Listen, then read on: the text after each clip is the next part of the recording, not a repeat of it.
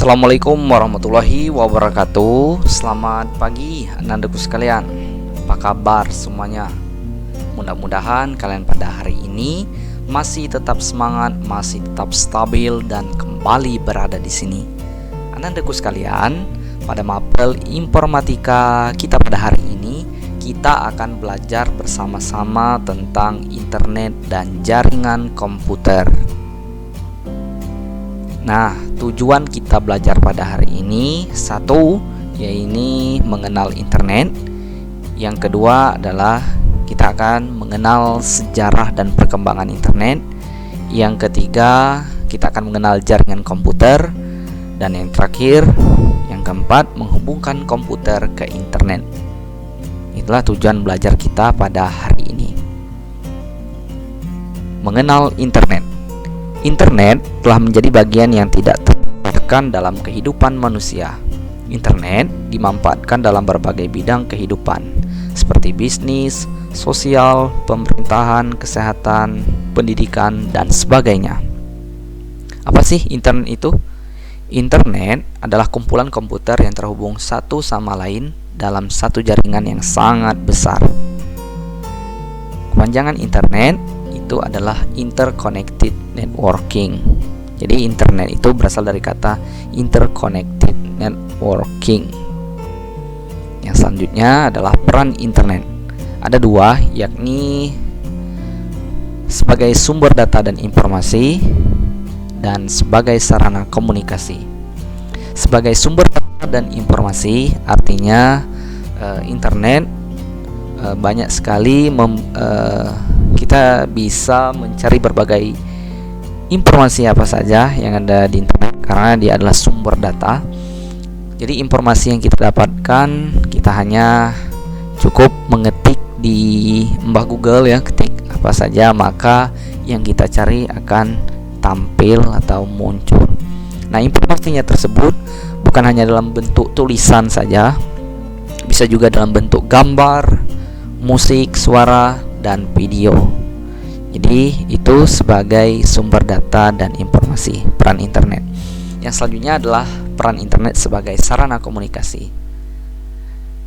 Dengan internet, jadi memungkinkan kita untuk mengirim pesan ataupun informasi dengan waktu yang sangat cepat.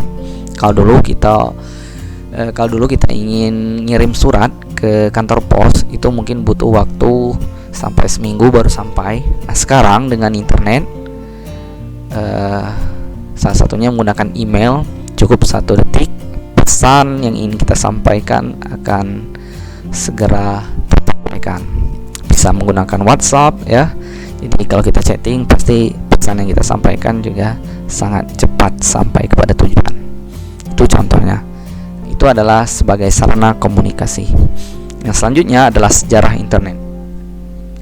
Saya yakin setiap apapun itu pasti tak lepas dari yang namanya sejarah. Nah, internet pun juga memiliki sejarah.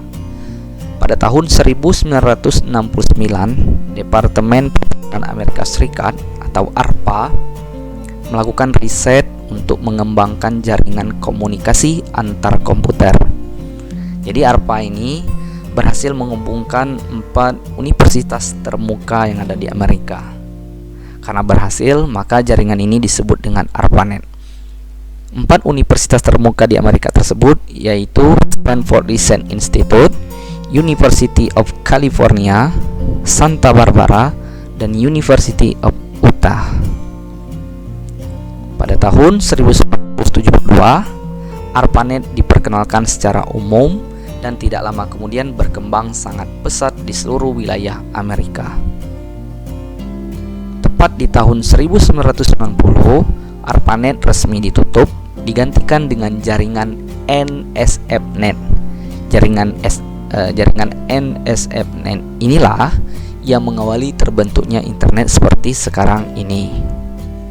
Anandaku sekalian, jadi tabel yang saya tampilkan di depan ini merupakan pengguna internet terbanyak yang ada di dunia. Nah, kita di Indonesia, negara Indonesia itu masuk 5 besar, jadi di posisi nomor 5. Jadi Indonesia pengguna internet terbesar di dunia nomor 5. Siapa? Yakni Cina. Cina urutan nomor 1 pengguna internet terbesar ya. Selanjutnya India nomor 2, nomor 3 Amerika Serikat, nomor 4 Brazil, nomor 5 Indonesia. Jadi kita juga termasuk pengguna internet terbesar di dunia. Ini data diambil pada tahun 2019. Yang selanjutnya adalah jaringan komputer. Jaringan komputer adalah kumpulan komputer yang terhubung satu dengan yang lainnya. Dalam jaringan komputer terdapat yang namanya komputer server dan komputer klien. Jika kita pergi ke warnet, pastinya jika kita ingin bayar, itu biasanya kan ke komputer mamang yang ada di depan tuh kan. Nah, itu komputer yang dipegang mamang tersebut, yang penjaga warnet tersebut, itu disebut dengan komputer server. Komputer klien yang mana, Tan? Nah, komputer klien itu adalah komputer yang kita gunakan pada saat kita menggunakan warnet. Ada komputer nomor 1, 2, 3, 4, 5. Nah, itu disebut komputer klien. Ini hanya contohnya saja. Yang selanjutnya adalah manfaat jaringan komputer, yakni ada 4. Yang pertama, membagi sumber daya. Yang kedua, reliabilitas tinggi. Yang ketiga, menghemat uang. Yang keempat, sebagai sarana komunikasi. Itu adalah manfaat dari jaringan komputer. Nah, ternyata Ndeku sekalian, jaringan komputer itu dibedakan menjadi 2, yaitu jaringan kabel, jaringan yang pakai kabel, dan jaringan nirkabel, jaringan tanpa pakai kabel, atau Inggrisnya itu wireless network, atau yang lebih kita kenal yakni WiFi. Ini adalah jaringan nirkabel. Jadi jaringan komputer itu ada 2, jaringan kabel dan jaringan nirkabel. Yang selanjutnya adalah cakupan luas dari jaringan komputer. Kalau di buku itu ada 5, yakni ada LAN, MAN, WAN, internet, dan internet. Nah, jadi yang Ustadz bahas di sini adalah yang LAN, MAN, dan WAN. Apa itu LAN? LAN itu kepanjangannya adalah Local Area Network. Jadi jaringan LAN ini jaringan yang cakupan luasnya antar lab komputer, biasanya antar gedung, antar kantor. Jadi jaraknya sangat dekat ya. Jaraknya dekat. Nah, jaringan yang ini disebut dengan jaringan LAN. Kalau MAN apa, Ustaz? Kalau MAN itu adalah Metropolitan Area Network. Jadi jaringan yang satu ini adalah jaringan yang cakupan luasnya antar kota, antar provinsi. Kalau WAN itu adalah Wide Area Network.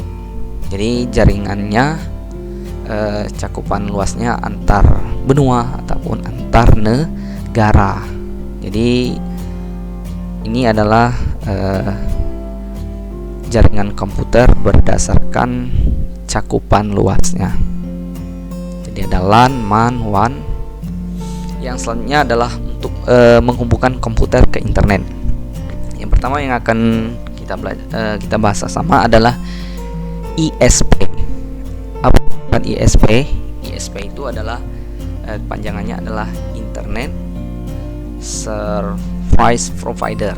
Jadi dia ini adalah jasa layanan koneksi internet. Kalau lebih akrabnya, lebih populernya biasanya kan IndiHome atau ya Telkomnya IndiHome. Nah, itu adalah ISP. Jadi kita bisa menghubungkan komputer ke internet itu menggunakan yang namanya IndiHome. IndiHome inilah yang disebut dengan IndiHome. Itu adalah bagian dari jasa layanan koneksi internet. Sebenarnya banyak sih, tapi yang di sini yang lebih populer adalah IndiHome ya. Yang selanjutnya apa? Yakni jaringan LAN. Ternyata kita bisa juga menghubungkan komputer ke internet menggunakan jaringan LAN. Jadi jaringan LAN ini jaringan yang menggunakan kabel. Jadi jaringan LAN kita colok ke modem, yang sisi yang satunya kita colok ke PC ataupun laptop, seperti gambar di samping ya. Untuk lebih jelasnya nanti mungkin kita bisa praktekkan ya. Jadi kita juga bisa menghubungkan komputer ke internet menggunakan jaringan LAN.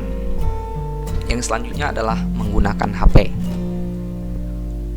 Untuk menghubungkan komputer ke internet, kalau pakai HP itu bisa juga dengan cara mungkin data selulernya udah dihidupkan. Selanjutnya kita mungkin bisa pergi ke pengaturan pada smartphone kita atau HP kita, yakni kita bisa buka yang namanya tethering dan portable hotspot. Nah, dengan hotspot WiFi portable ini kita jadi bisa menghubungkan komputer ke internet.